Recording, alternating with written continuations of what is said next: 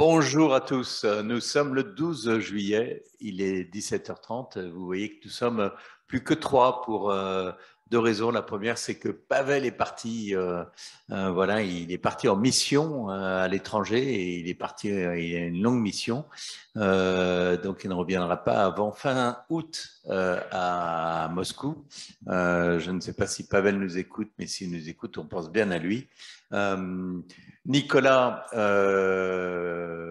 que vous connaissez tous aussi, qui est souvent là quand Pavel n'est pas là, n'a pas voulu nous rejoindre. Je ne sais pas, il doit avoir peur de vous aujourd'hui. Donc, il est dans son bureau et il se cache.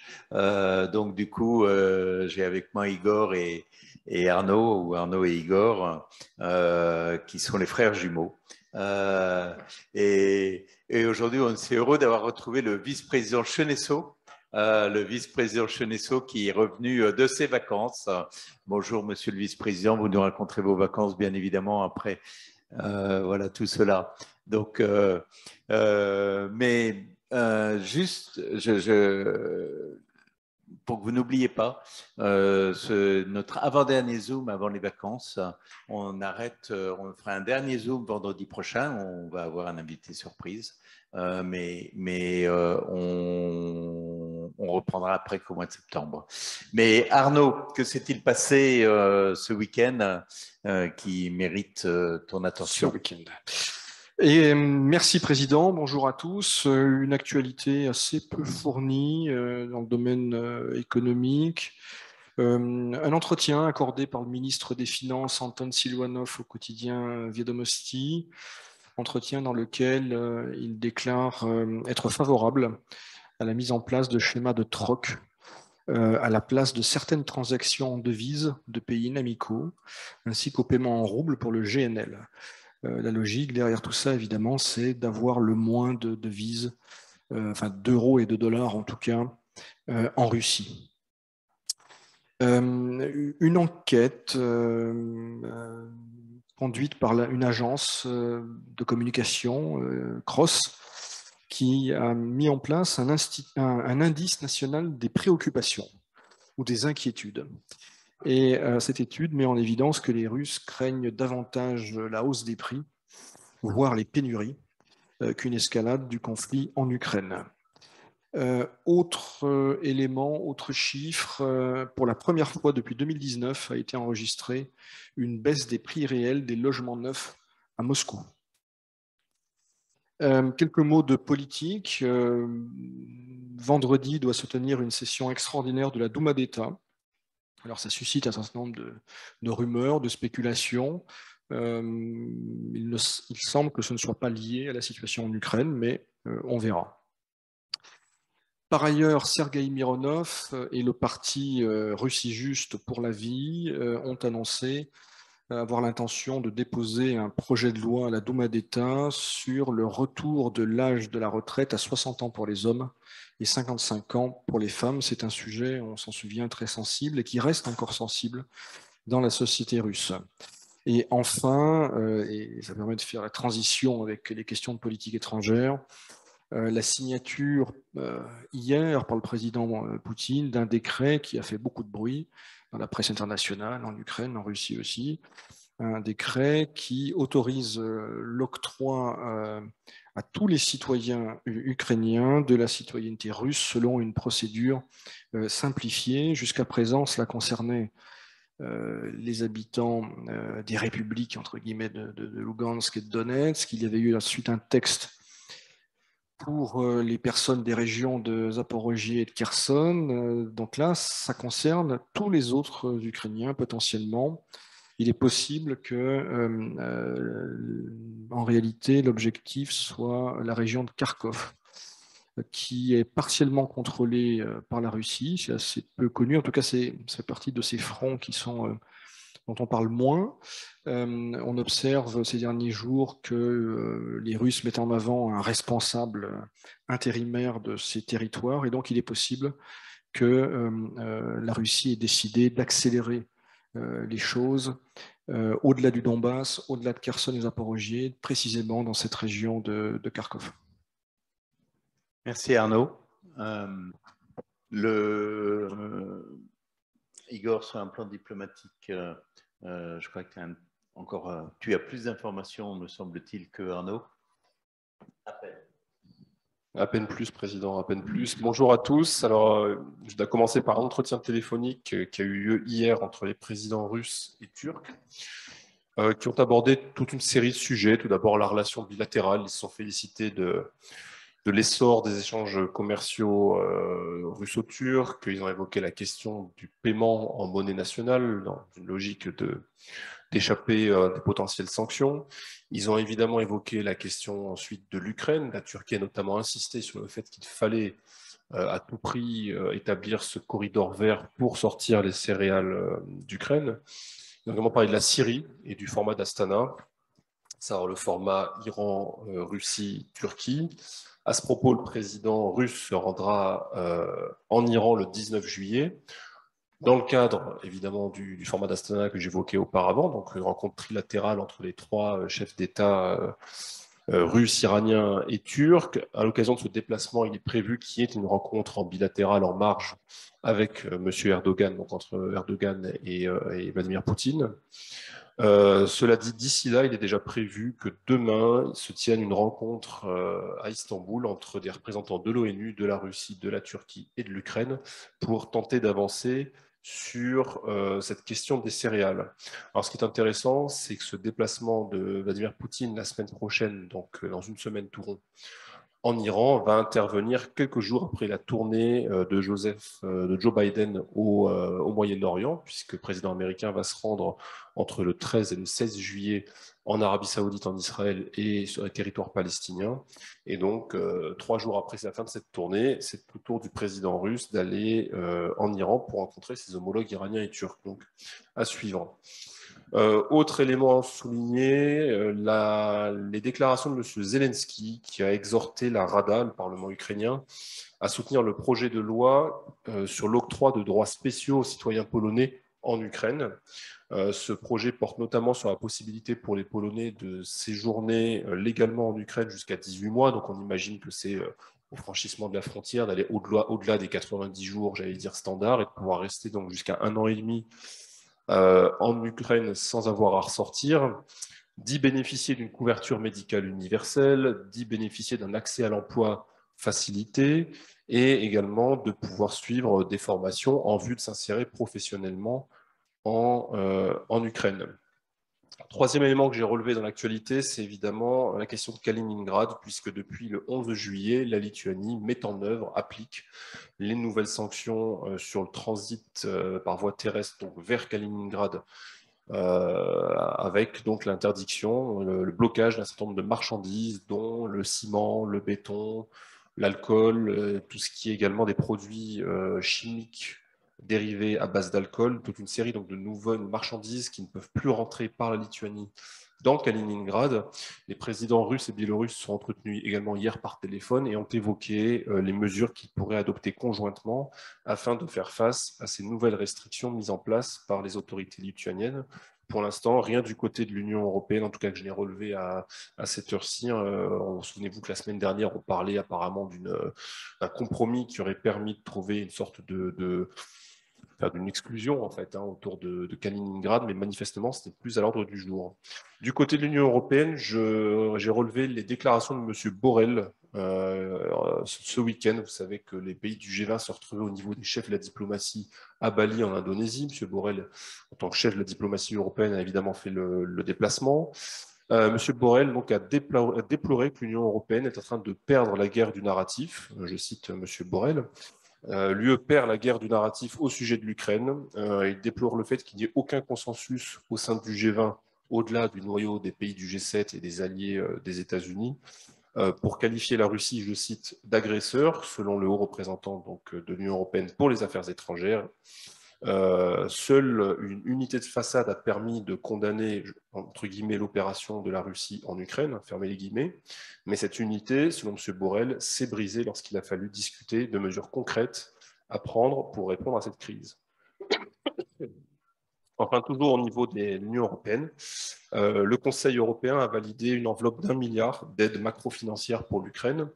On sait que l'Allemagne est réticente à débloquer plus de fonds puisque Berlin bloquerait maintenant depuis plusieurs semaines une enveloppe de 9 milliards d'aides pour l'Ukraine, en raison notamment de divergences sur les sanctions, notamment sur les volets énergétiques, mais également parce qu'il y a évidemment de plus en plus de doutes sur la solvabilité de l'Ukraine, c'est moins qu'on puisse dire. Dans les mois à venir, il y a déjà une tranche, je crois, à repayer à la rentrée de l'ordre de 950 millions de dollars ou d'euros, dont on doute que l'Ukraine soit en mesure de les payer. Voilà, Président.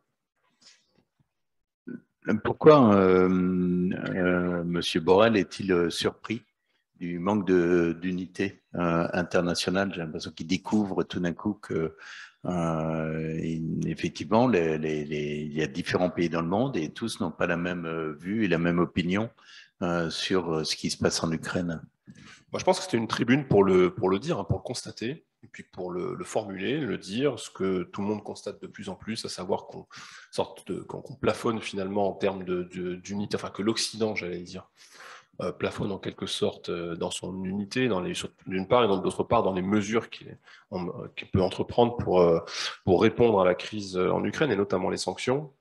L'idée, c'est d'élargir le cercle et de faire adhérer à ce bloc de nouveaux pays au-delà, j'allais dire, de l'Occident, et de voir dans l'hémisphère sud, en tout cas dans le sud global, ce qu'on appelle le sud global, les pays qui seraient susceptibles de se joindre à cette unité. D'ailleurs, je crois qu'une des missions de M. Biden, ça va être aussi d'essayer d'aller convaincre les Saoudiens de mettre plus de pétrole sur le marché, enfin voilà, d'essayer de trouver des moyens de faire bouger les choses en sollicitant les autres pays. Or, au G20, on a fait le constat, mais ce qu'on voyait tous venir hein, finalement, qu'effectivement, il n'y a pas de consensus.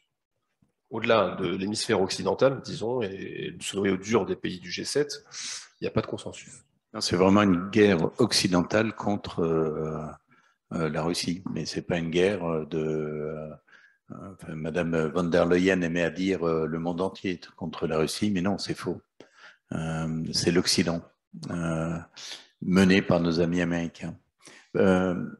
Arnaud, tu voulais réagir sur ce qu'avait dit à un moment Oui, juste une précision à propos du transit vers Kaliningrad. Il semblerait que les possibles exemptions ou clarifications soient incluses dans le 7e paquet de sanctions qui est en discussion, qui devrait être assez laconique. En tout cas, on sait qu'il y aura des dispositions sur l'or, ça a déjà été discuté au G7, quelques nouvelles personnalités et ces clarifications sur Kaliningrad. Donc ça devrait en réalité revenir, mais pas forcément dans l'immédiat. Et dans l'immédiat, c'est la Lituanie qui a la main, la Lituanie qui reste sur une position assez dure. On a une première question pour toi. D'ailleurs, on n'a pas beaucoup de questions, donc si vous voulez en poser, c'est le moment. Mais quelles sont les conséquences pour la Russie du fait que l'euro soit aligné avec le dollar? Pas tant que ça, en réalité. Les conséquences, elles sont surtout pour les États-Unis, pour l'Europe, mais il est vrai que la baisse de l'euro et la parité avec le dollar, elle s'observe aussi à Moscou quand on change du rouble. Mais ce n'est pas crucial dans le sens où les échanges internationaux, actuellement, il y en a peu, et ce que vend la Russie, alors le gaz, c'est en rouble, et le pétrole, c'est plutôt en dollars. Donc, ça n'a pas beaucoup d'impact. Igor, on parle d'une visite de Poutine en Iran, tu en as parlé un petit peu, et de l'envoi de drones iraniens à la Russie. Oui, donc M. Poutine va se rendre à Téhéran le 19 juillet. Comme je le disais, l'idée, c'est de participer à un format de rencontre au format d'Astana entre les chefs d'État, puisque, en gros, depuis la pandémie, les trois chefs d'État ne se sont pas retrouvés dans ce format-là, hein, Russie, Iran, Turquie. En revanche, au niveau des équipes techniques, il y avait un suivi, si j'ose dire, des affaires, en quelque sorte. Là, l'idée, c'est donc, après une pause de plus de 2 ans, de remarquer le coup et de se retrouver au niveau du trio d'Astana, qui, je rappelle, est en lien direct avec ce qui se passe en Syrie, même si on a un peu oublié cette crise-là depuis pas mal de temps. D'autre part, à l'occasion de ce déplacement, il y aura des entretiens en bilatéral avec M. Erdogan, comme c'est prévu, probablement avec le président Raisi également. Donc le contexte qui entoure cette visite, il est multiple en réalité. Il y a, comme je l'ai dit, le déplacement de M. Biden au Moyen-Orient. je ne reviens pas dessus. Il y a le contexte aussi des BRICS, on en a parlé lors des séances précédentes, puisque l'Iran fait acte de candidature en quelque sorte au format des BRICS avec l'Argentine. Il y a aussi, en liaison avec j'allais dire, le déplacement de M. Biden, le contexte des négociations autour du nucléaire iranien qui sont bloquées pour l'instant. Certains disent on a 2 doigts d'un accord, d'autres disent qu'en fait rien ne sera signé. Que les Iraniens gagnent du temps. Bon, on voit qu'il y a en tout cas des choses qui n'avancent pas comme on le souhaiterait autour de cet accord sur le nucléaire iranien.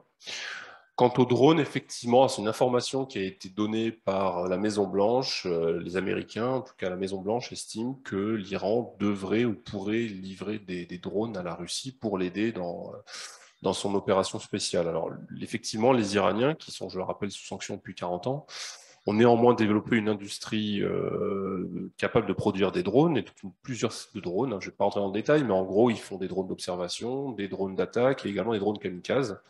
Les Saoudiens en savent quelque chose.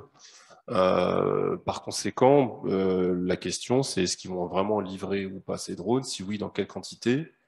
Et dans quelle mesure c'est susceptible de faire bouger les choses sur le champ de bataille? Mais pour l'instant, je n'ai pas vu d'information du côté de l'Iran qui est une nature à infirmer ou à confirmer cette information qui, je le rappelle, arrive en premier lieu des Américains. Merci Igor. On entend nos ministres français s'alarmer de potentielles coupures de gaz, mais il semblait que la France dépendait moins du gaz russe que d'autres pays européens, qu'elle est à part du gaz russe dans le mix énergétique français. Je crois qu'il est d'ordre de 15%, si je ne me trompe pas. Mais... Je n'ai pas le chiffre précis en tête. Ce qui est certain, effectivement, c'est que la France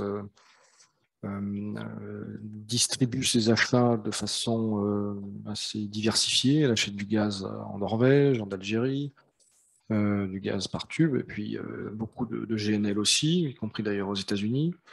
Elle achète aussi beaucoup de GNL à la Russie ces dernières semaines.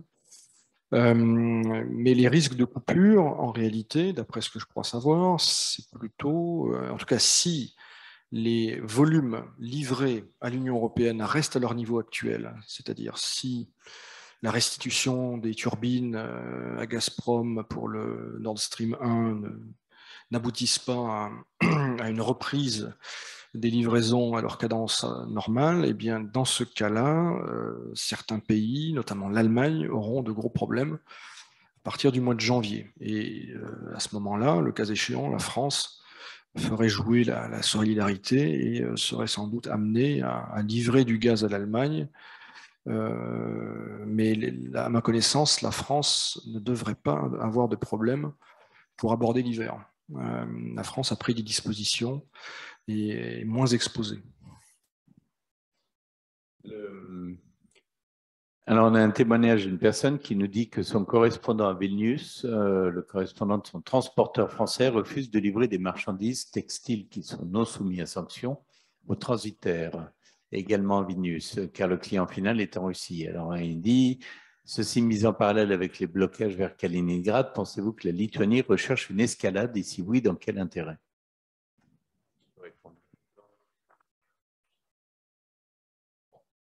Qui recherche une escalade et dans quel intérêt? Bon, on sait qu'il y a des relations historiquement très dures, très compliquées entre la Lituanie, par extension les pays baltes, on va dire, et la Russie. Il y a une position qui est, par rapport à ce qui se passe en Ukraine, au diapason, je dirais, de la position polonaise, c'est-à-dire effectivement, ce sont des positions très très fermes, très dures et sans concession et sans compromis avec vis-à-vis de la Russie sur cette crise. Donc, là, il y a un moyen de, j'allais dire, au minimum ennuyer les Russes à peu de frais finalement, tout simplement en prétextant, et quelque part, j'allais dire, on peut les comprendre, la souveraineté sur leur propre territoire, de savoir qu'est-ce qui transite, qu'est-ce qui passe sur leur territoire et d'avoir un droit de regard là-dessus, pour appuyer là où ça fait mal. Donc, la question, c'est est-ce qu'ils cherchent des contreparties auprès des Européens ou auprès des Russes? À vrai dire, je ne sais pas trop. Je ne sais pas quelle est la stratégie. Je ne sais pas si jamais, au bout du compte, on propose un mécanisme sortie de crise où tout le monde sort par le haut, est-ce que ça leur conviendra? J'imagine que oui, mais une fois de plus, à la fois le gouvernement et je veux dire, la position du pays est tellement extrême et très très dure sur la Russie qu'on peut avoir des surprises. Je ne suis pas certain qu'ils cherchent une escalade. En tout cas, ils ne feront rien pour faciliter les choses.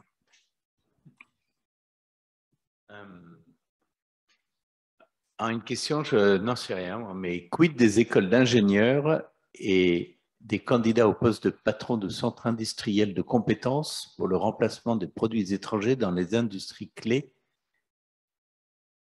ont été abordés le samedi 9 juillet lors d'une séance stratégique avec la participation du vice-premier Premier ministre Dmitry Chernychenko.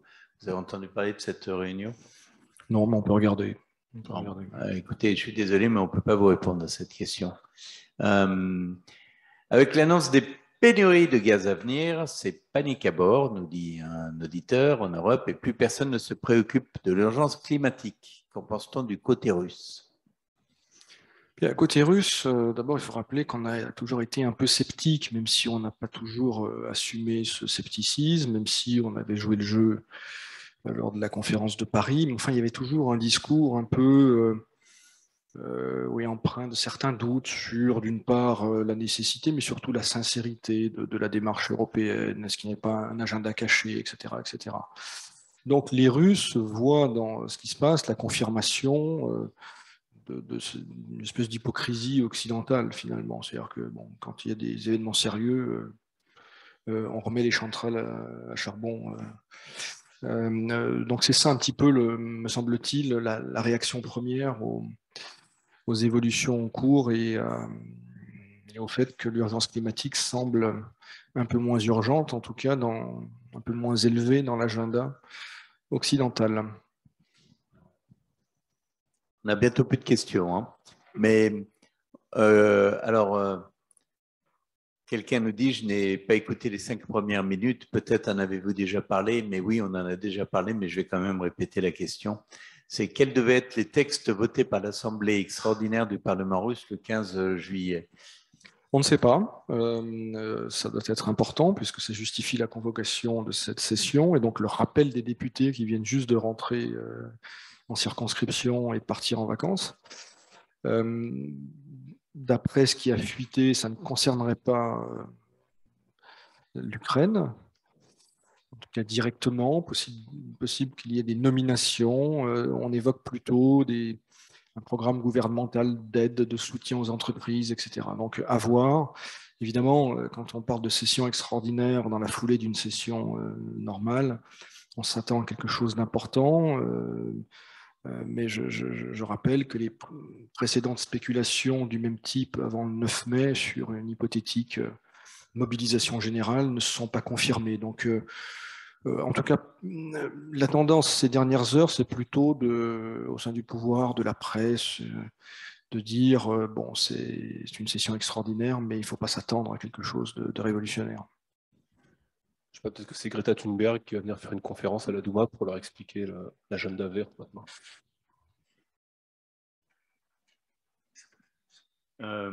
Alors, il y a un nouveau niveau record sur le surplus commercial de la Russie au second trimestre. Pour l'heure, les sanctions occidentales sont largement compensées par la hausse des prix de l'énergie. Cela laisse-t-il une flexibilité économique actuelle pour la Russie? Flexibilité économique, je ne suis pas sûr, parce qu'il y a aussi beaucoup de contraintes. Il faut voir pourquoi ce surplus existe. Hein. C'est surtout la chute des importations. Et ce n'est pas un signe de bonne santé, ce n'est pas un signe de normalité. Donc, c'est une situation exceptionnelle qui donne plus qu'une flexibilité économique, je dirais, une forme de sécurité budgétaire. Et effectivement, le surplus commercial, l'excédent commercial accumulé devrait compenser, si j'ose dire, le volume, le montant des réserves de la Banque centrale qui ont été saisies.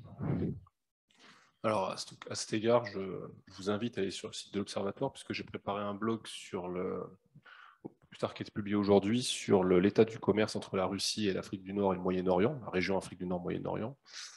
En gros, je montre que sur la période 2008-2021, enfin, c'est une question que je suis très régulièrement, mais avec les chiffres de 2021 qui ont été complétés par les statistiques des douanes, on voit qu'il y a eu non seulement une progression constante de ce commerce depuis maintenant plus de 12 ans, mais que l'année dernière, c'est une année record pour donc 2021, hein, pour le commerce entre la Russie et la région Afrique du Nord, Moyen-Orient.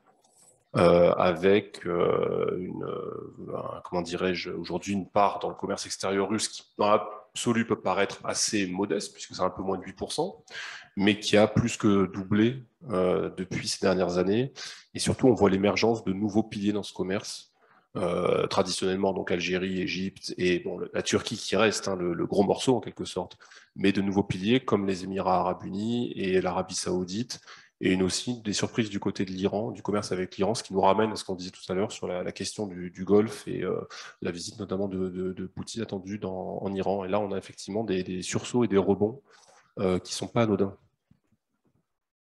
Notre ami Yann, que vous connaissez bien, me dit, que j'ai eu au téléphone tout à l'heure, me dit avoir lu ton blog sur ce thème et que c'était remarquable. Donc, on remercie Yann qui, allongé dans son lit, est en train de nous regarder.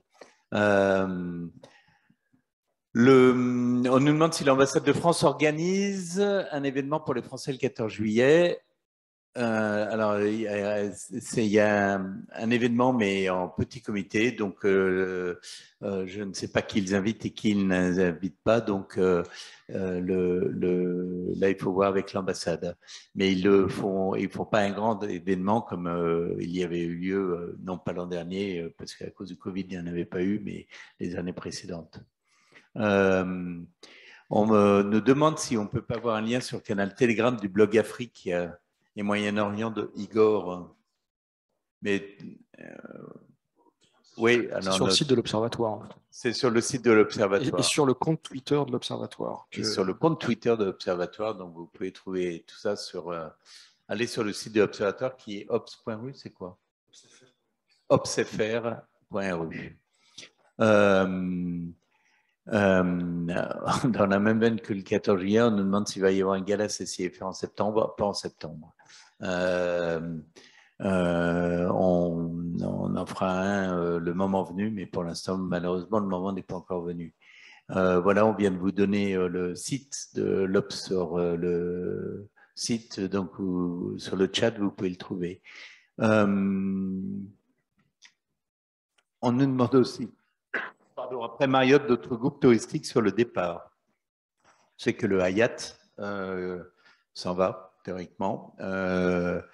Et le Marriott, je n'ai pas compris très bien quelle était leur forme de départ. Donc, je ne peux pas...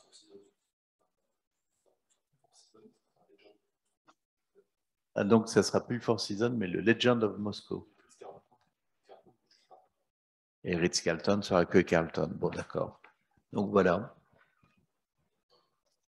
On nous dit le président de la chambre basse du Parlement russe a menacé mercredi 6 juillet de reprendre l'État de l'Alaska si les États-Unis saisissent ou gèlent leurs avoirs à l'étranger.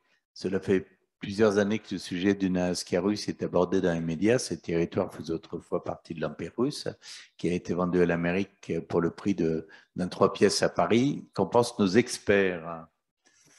Nos experts, en tout cas en ce qui me concerne, pensent qu'il ne faut pas trop au sérieux ces propos sur la récupération de l'Alaska.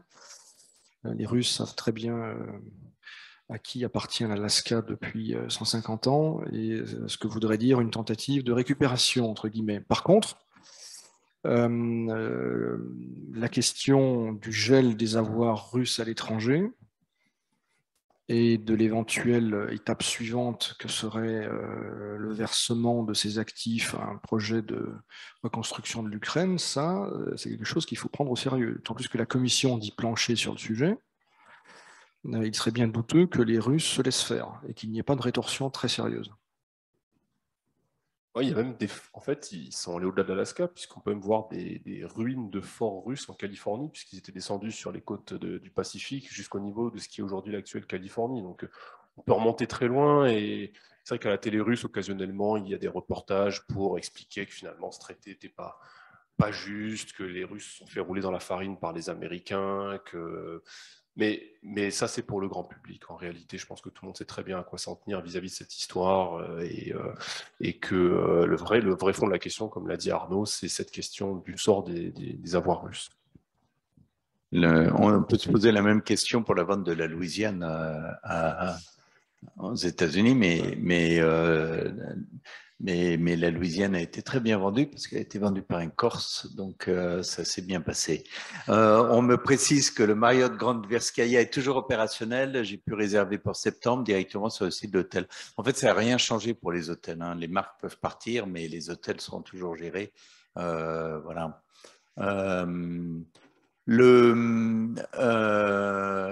Autre question.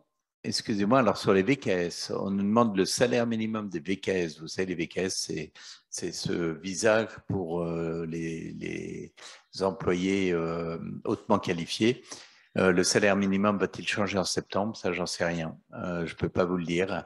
On parlait, on disait de 160 000 à 250 000 roubles, mais je ne sais pas si ça aura lieu en septembre. Je dis tout de suite à notre directeur de la communication qui écoute ça avec intérêt qu'il n'en bénéficiera pas.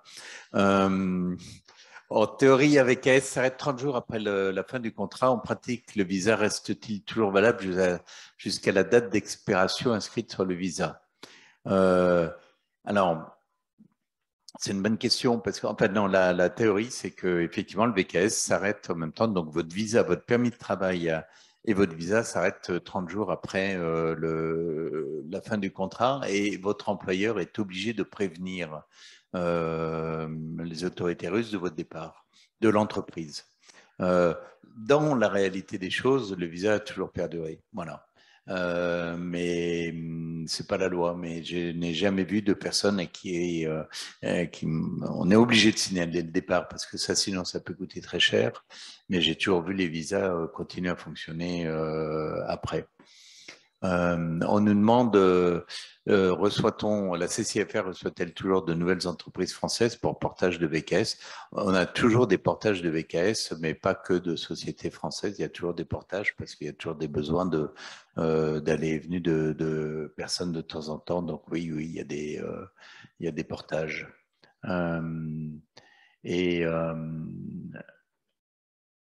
Alors, on me dit, voilà, c'est Nicolas qui s'est réveillé de son bureau, qui nous dit que oui, fin septembre, ça doit passer à 250 000 bruts. Et Grégoire est heureux.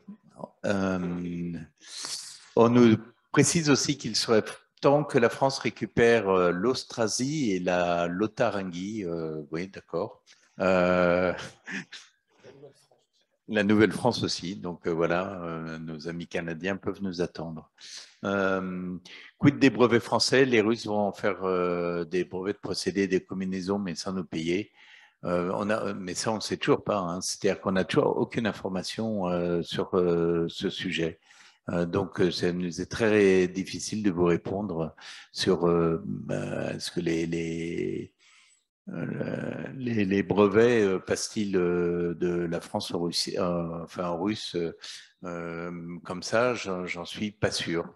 Il faut savoir que les autorités russes font toujours attention aux sociétés étrangères pour l'instant, donc je ne suis pas certain qu'ils cherchent particulièrement à saisir nos brevets.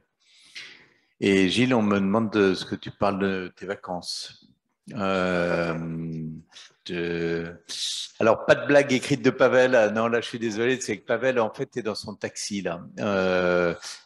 Et Anne nous demande qui va nous parler des talibans maintenant. Je ne sais pas. Ça va être le rôle de Nicolas qui va devoir s'informer sur les talibans.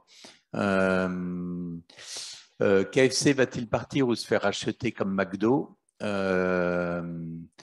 Pourra-t-on voir un MFC ou RFC bientôt?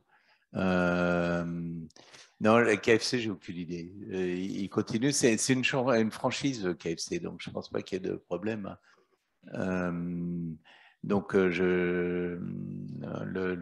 pour l'instant, et les McDo se transforment peu à peu. On voit que bon, le plus grand, celui de la plage Pouskine, est ouvert et il marche très bien. Et tous les autres sont en train de se transformer peu à peu en, je ne sais plus comment ça s'appelle, Kuznait Touch et Touchcar. Voilà. Gilles, tu voulais nous dire quelque chose de toute façon, non? Le petit message que tu m'as envoyé. Ah bon, c'était un message privé d'ailleurs. Donc, Gilles ne vous racontera pas ses vacances. Kuznait Tochna a réussi à manquer de pommes de terre pour les frites. Manque de patates en Russie, tout arrive. Voilà, c'est ce qu'on... Oui, en Russie, tout arrive.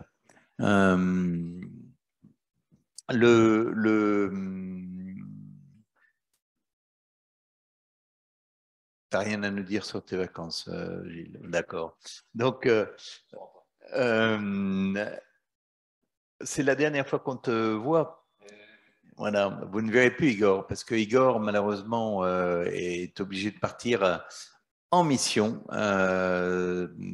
vendredi. Donc, tu seras dans l'avion quand on fera le dernier Zoom avec Arnaud.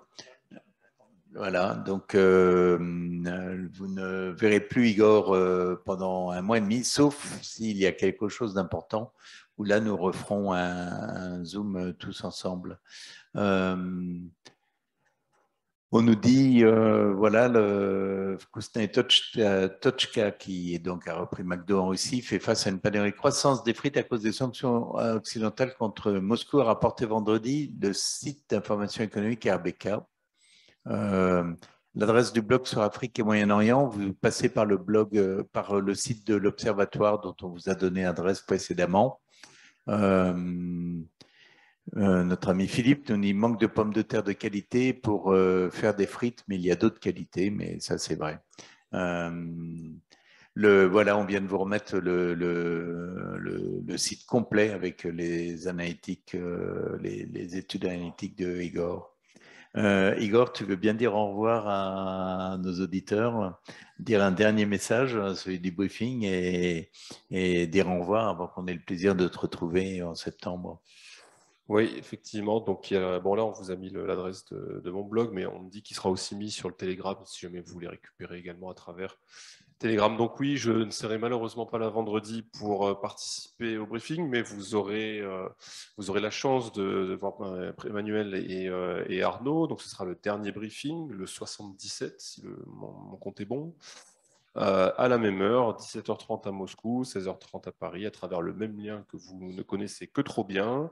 Si vous avez des questions sur la logistique, les douanes, les sanctions, les nouvelles législations ou les frites, envoyez vos questions à l'avance sur Hotline CCIFR et vous pouvez également retrouver tous les briefings précédents sur notre chaîne YouTube. Les actualités de la CCIFR sont également sur le Telegram canal CCIFR France-Russie et les actualités légales et juridiques sur le canal Telegram Légal CCIFR. Tenez bon et donc rendez-vous en septembre, sauf breaking news. À ce moment-là, on se réunira de manière extraordinaire. On nous demande voilà, si on a une date de reprise en septembre. Non, mais on va vous la communiquer. Ça sera début septembre. On vous la communiquera, bien évidemment. Pavel, Nicolas, Arnaud, Igor et moi-même vous remercions de suivre. On vous voit encore, en tout cas, vendredi. La CCI France-Russie reste à vos côtés. Merci, au revoir et à vendredi.